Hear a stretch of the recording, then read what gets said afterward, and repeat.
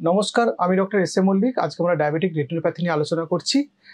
Diabetic retinopathy যে complication ডায়াবেটিসে, সেটা diabetes control থাকলেও হতে পারে, আনকন্ট্রোল থাকলেও হতে পারে। সুতরাং আপনাদের যারা ডায়াবেটিস আছে বা আপনাদের বন্ধু-বান্ধব, আত্মীয়স্বজন যাদের ডায়াবেটিস আছে, তাদের আপনারা মোটিভেট করুন, উৎসাহ দিন যাতে বছরে একবার করে অন্তত চোখের চেক আপ করাতে পারেন। ডায়াবেটিক রেটিনোপ্যাথি কিন্তু টাইপ 1, টাইপ 2 দু ধরনের ডায়াবেটিসেই হয় এবং এটা ডায়াবেটিসের এমন একটা কমপ্লিকেশন যেটা সাডেন ব্লাইন্ডনেস হতে পারে, মানে হঠাৎ অন্ধ হয়ে যেতে পারে চোখ। সেই জন্য এটাকে ইগনোর করা যাবে না। সুতরাং আপনার চোখে কোনো প্রবলেম হচ্ছে না মানে এই নয় যে চোখের চেক আপ করাবেন না, কারণ রেটিনার প্রবলেম আপনার ভিশনে কোনো প্রবলেম ক্রিয়েট করে না শুরুতে। মানে আপনার দেখতে কোনো অসুবিধা নাও হতে পারে। ফলে বছরে একবার করে চোখের ডাক্তারবাবুর কাছে গিয়ে দেখিয়ে আসা দরকার এবং জেনে আসা দরকার যে আপনার রেটিনাতে ডায়াবেটিসের জন্য কোনো ছাপ পড়ছে কিনা, যেটাকে আমরা ডায়াবেটিক রেটিনোপ্যাথি বলে থাকি।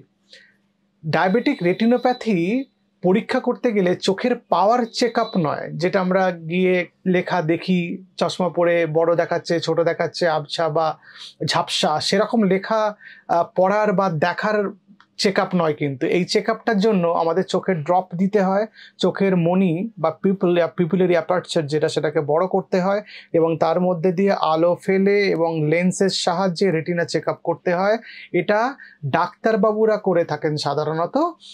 তবে আজকাল কিছু আধুনিক যন্ত্রপাতি এসে যাওয়ার জন্য টেকনিশিয়ানরাও করতে পারেন। তবে এই ডায়াবেটিক রেটিনোপ্যাথি যেটা নিয়ে আমি এখন আলোচনা করছি, এইটার চেক আপটা একজন চোখের ডাক্তারবাবুকে দিয়েই করানো ভালো, যিনি চোখের জন্য ডাক্তারি পড়াশোনা করেছেন, মানে এমবিবিএস করার পরে চোখের কোনো ডিপ্লোমা বা ডিগ্রি করেছেন, তিনি ভালো দেখতে পারবেন বলে আমার বিশ্বাস এবং আপনারা সেই ধরনের ডাক্তারবাবুকেই দেখাবেন। শুরুতে এটা খুবই মাইল্ডার ফর্মে হয়, মানে খুব অল্প বিস্তর রেটিনোপ্যাথি তৈরি হয়, কিন্তু সেটা যদি চিকিৎসা আমরা না করে থাকি, সেটাকে যদি আমরা নজর না দিই এবং সেটাকে যদি আমরা গুরুত্ব না দিই, তাহলে সেটা ইভেনচুয়ালি ধীরে ধীরে ব্লাইন্ডনেস করতে পারে বা চোখের অন্ধজনিত রোগ করতে পারে, বা দেখতে পায় না, চোখের খুবই ঝাপসা দেখতে পায়, বা দেখছে অন্ধকার একটা কুণ্ডলি পাকানো জায়গা, তার মাঝখানে একটু একটু আলো অংশ, এরকম হতে পারে। তো এই জিনিসটাকে যখন শুরু হচ্ছে ডায়াবেটিক রেটিনোপ্যাথি, তখনই তার চিকিৎসার ব্যবস্থা করা দরকার। আমেরিকান ডায়াবেটিক অ্যাসোসিয়েশন বলেছে যে ডায়াবেটিক রেটিনোপ্যাথি হচ্ছে most common cause of preventable blindness worldwide. মানে এই কথাটার বাংলা আমি করে দিচ্ছি, এর মানে হচ্ছে যে যত রকম কারণে চোখের অন্ধ হতে পারে, চোখ অন্ধ হতে পারে, তার মধ্যে ডায়াবেটিক রেটিনোপ্যাথি এমন একটা কারণ যে অন্ধ হয়ে যাওয়াটা আপনি আটকে দিতে পারেন আপনার চেষ্টায়, যেটা খুব অন্যান্য অন্ধ যে কারণে হয় তার থেকে একদম আলাদা। কিন্তু আপনি চাইলে আপনি এই অন্ধের কারণটাকে আটকে দিতে পারেন। কি করে? সিম্পলি আপনি বছরে একবার করে ডাক্তারবাবুর কাছে যান, চোখের ডাক্তারবাবুর কাছে, যিনি ডায়াবেটিক রেটিনোপ্যাথি ডিটেক্ট করতে পারবেন আপনার থাকলে এবং সেটা চিকিৎসার ব্যবস্থা করতে পারবেন। সুতরাং আপনি ডায়াবেটিস থেকে চোখ অন্ধ হয়ে যাওয়া দুটো কারণে হতে পারে, আমি সেটা আস্তে আস্তে আসবো। একটা রেটিনোপ্যাথি আর একটা গ্লকোমা বলে আর একটা রোগ হয় ডায়াবেটিসে, নিওভ্যাসকুলার গ্লকোমা বলে। সেটা ওই ডায়াবেটিক রেটিনোপ্যাথি থেকেই হয়, কিন্তু এটাতে অন্ধ হয়ে যেতে পারে চোখ। সেই জন্য আপনি চোখের ডাক্তারবাবুর কাছে প্রত্যেক বছর একবার করে গিয়ে চোখের চেক আপ করাবেন। আমি এই কথাটাকে এতবার বলছি যে আপনারা শুনে বিরক্ত হচ্ছেন হয়তো, যে প্রত্যেক বছর চোখের ডাক্তারের কাছে গিয়ে রেটিনা চেক আপ করাবেন। ঠিক এতটাই বিরক্তি লোকে হয় যখন তার চোখের পাওয়ার চলে যায়, চোখের ভিশন নষ্ট হয়ে যায়, যখন সে অন্ধ হয়ে যায়। এর থেকে অনেক বেশি বিরক্তি আপনাদের তৈরি হতে পারে। সেজন্য এটা আপনারা মাথায় রাখবেন এবং চোখের ডাক্তারবাবুর কাছে গিয়ে চোখের চেক আপ করাবেন। ডায়াবেটিক রেটিনোপ্যাথির দুটো টাইপ আছে জানেন, একটা হচ্ছে নন প্রলিফারেটিভ ডায়াবেটিক রেটিনোপ্যাথি আর একটা প্রলিফারেটিভ ডায়াবেটিক রেটিনোপ্যাথি। নন প্রলিফারেটিভ ডায়াবেটিক রেটিনোপ্যাথিতে অতটা ব্লাইন্ডনেস তাড়াতাড়ি হয় না, কিন্তু প্রলিফারেটিভ ডায়াবেটিক রেটিনোপ্যাথি যেটা, সেটাতে ব্লাইন্ডনেস বা অন্ধ খুব তাড়াতাড়ি লোকে হতে পারে। সেজন্য দুটোই সমান গুরুত্ব দিয়ে দেখা দরকার। তবে প্রলিফারেটিভ ডায়াবেটিক রেটিনোপ্যাথি, যেটা আমি পরে বললাম, সেটা অনেক বেশি মারাত্মক এবং সেটাতে অন্ধ হয়ে যাওয়ার চান্স অনেক গুণ বেশি। এখানে চোখের রেটিনার উপর যে ব্লাড ভেসেলসগুলো থাকে, সেগুলো একটু ডাইলেটেশন হয়, মানে একটু ফুলে যায়। তো অনেকটা ডটের মতো দেখতে লাগে যখন চোখের রেটিনার ছবি নেওয়া হয়।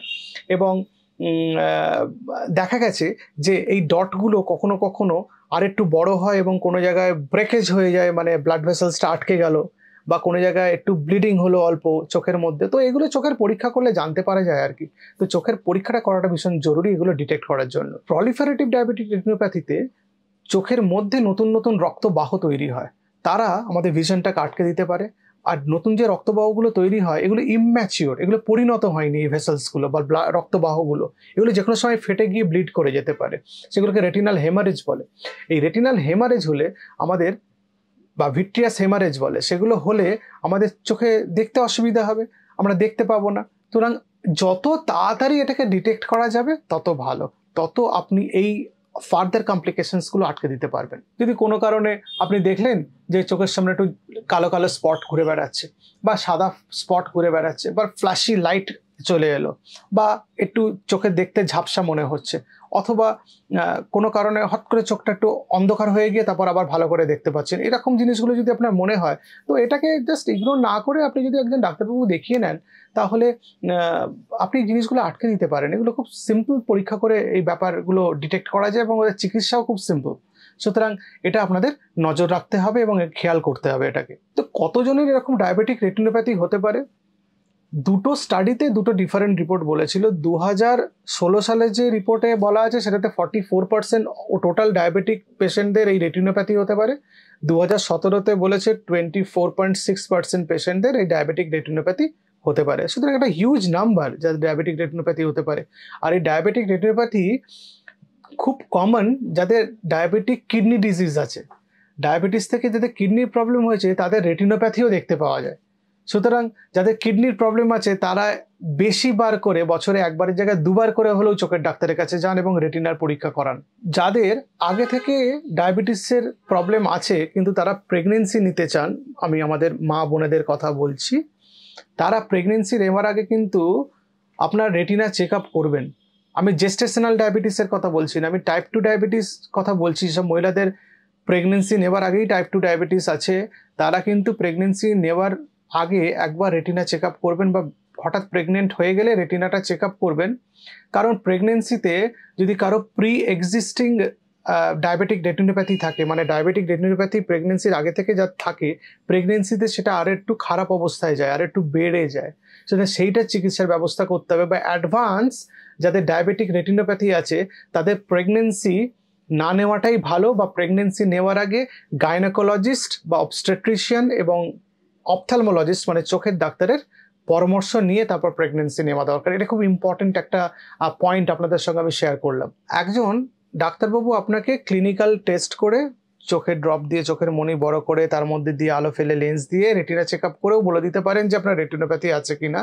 যদি কোনো ক্ষেত্রে ডিফিকাল্টি হয় বা অ্যাডভান্স রেটিনাল ডিজিজ আছে কিনা সেটা জানার জন্য ফ্লুরেসেন্ট অ্যাঞ্জিওগ্রাফি বা অপটিক্যাল কোহেরেন্স টোমোগ্রাফি এগুলোর মাধ্যমে টেস্ট করেও বোঝা যায়। ফ্লুরেসেন্ট অ্যাঞ্জিওগ্রাফির মাধ্যমে যে টেস্টটা করা হয় ফ্লুরেসেন্ট অ্যাঞ্জিওগ্রাফি, সেখানে একটা ইনজেকশন দিয়ে চোখের ছবি নেওয়া হয়, সেখানে বোঝা যায় যে কোথাও রেটিনাল ড্যামেজ আছে কিনা বা ভাস্কুলার কোনো প্রবলেম আছে কিনা। আর অপটিক্যাল কোহেরেন্স টোমোগ্রাফি যেটা, সেটাতে আলো ফেলে পরীক্ষা করা যায়, রেটিনাল থিকনেসটা বোঝা যায় বা রেটিনার নিচে জল জমেছে কিনা সেগুলোও ডিটেক্ট করা যায়। তো এই পরীক্ষাগুলো অ্যাডভান্স টেস্ট, এগুলোও করা যেতে পারে।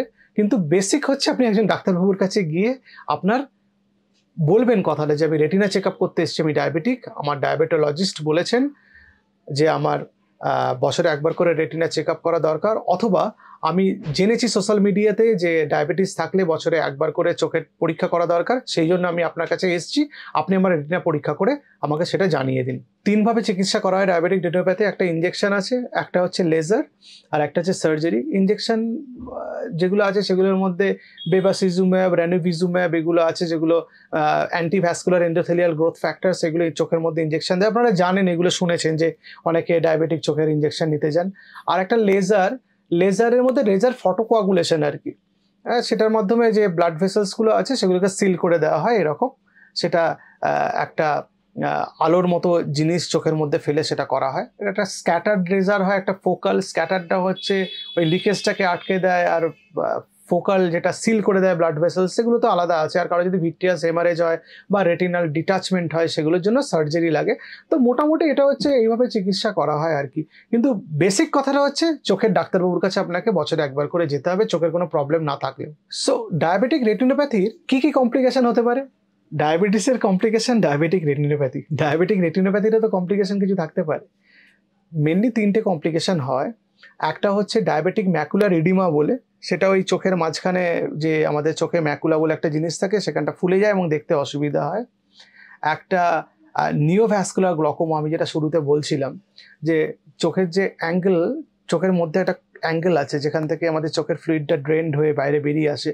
ওই নতুন যে ব্লাড ভেসেলসগুলো, রক্তবাহগুলো তৈরি হলো, অ্যাঙ্গেলটাকে ব্লক করে দেয়। ব্লক করে দিলে ভেতরে ফ্লুইডটা বাইরে বেরোতে পারে না, চোখের মধ্যে প্রেশার বেড়ে, যেটাকে গ্লকোমা বলে, নিওভ্যাসকুলার গ্লকোমা। আর একটা ডায়াবেটিক আর একটা রেটিনাল ডিটাচমেন্ট বলে প্রবলেম হয়। রেটিনাল ডিটাচমেন্ট হচ্ছে রেটিনাটা যেখানে আছে সেখান থেকে ছিঁড়ে বা খুলে সামনের দিকে চলে আসে। এটাও একটা এমার্জেন্সি, এখানে সাডেন ব্লাইন্ডনেস হতে পারে। তো এটা সার্জারি করে এগুলো চিকিৎসা করতে হয়। ডায়াবেটিক ম্যাকুলার ইডিমা কিছুটা মেডিকেশনে, দরকার পড়লে কিছুটা ক্ষেত্রে সার্জারি লাগতে পারে। নিওভ্যাসকুলার গ্লকোমা ওষুধ লাগে, দরকার পড়লে সার্জারি করতে হতে পারে। রেটিনা ডিটাচমেন্টে অলমোস্ট অলওয়েজ সার্জারি করা হয়। তাহলে আপনার রেটিনাকে আপনি বাঁচাবেন কি করে? এত থিওরি জেনে আপনার লাভ নেই। আপনাকে আপনার চোখকে কী করে বাঁচাবেন সেটা জেনে রাখতে হবে। তার জন্য 1 নম্বর হচ্ছে প্রত্যেক বছরে চোখের ডাক্তারের কাছে যেতে হবে। 2 নম্বর, আপনাকে আপনার ডায়াবেটিস খুব টাইট কন্ট্রোল করতে হবে। 3 নম্বর, ব্লাড প্রেশার খুব টাইটলি কন্ট্রোলে রাখতে হবে। ডায়াবেটিক পেশেন্টের 130/80 বা তার নিচে ব্লাড প্রেশার রাখতে হবে।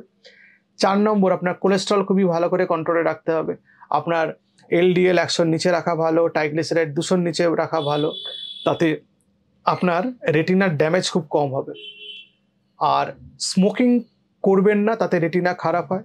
বা স্মোকিং যদি না করে থাকেন, নতুন করে স্মোকিং শুরু করবেন না। আর সব থেকে শেষে বলি, চোখে যদি কোনো প্রবলেম হয়, আবছা দেখছেন, ঝাপসা দেখছেন, চোখের মধ্যে কিছু ঘুরে বেড়াচ্ছে, কালো স্পট দেখছেন, ফ্ল্যাশি লাইট দেখছেন, নিজে থেকে ভাববেন না ও এটার জন্য এটা হয়েছে, তাহলে এটা করলে এটা হবে। আপনি ঠিক করবেন না। ডায়াবেটিক আপনি যদি হন, আপনার চোখে যদি এই প্রবলেমগুলো আমি বললাম সেগুলো যদি হয়, আপনি ডিরেক্টলি চোখের ডাক্তারবাবুর কাছে যান। আপনি আপনার চোখের প্রবলেম সলভ করে ফেলতে পারবেন এবং ফার্দার চোখটা খারাপ হবে না বা অন্য কোনো জটিলতা সৃষ্টি হবে না। নমস্কার, ভালো থাকবেন।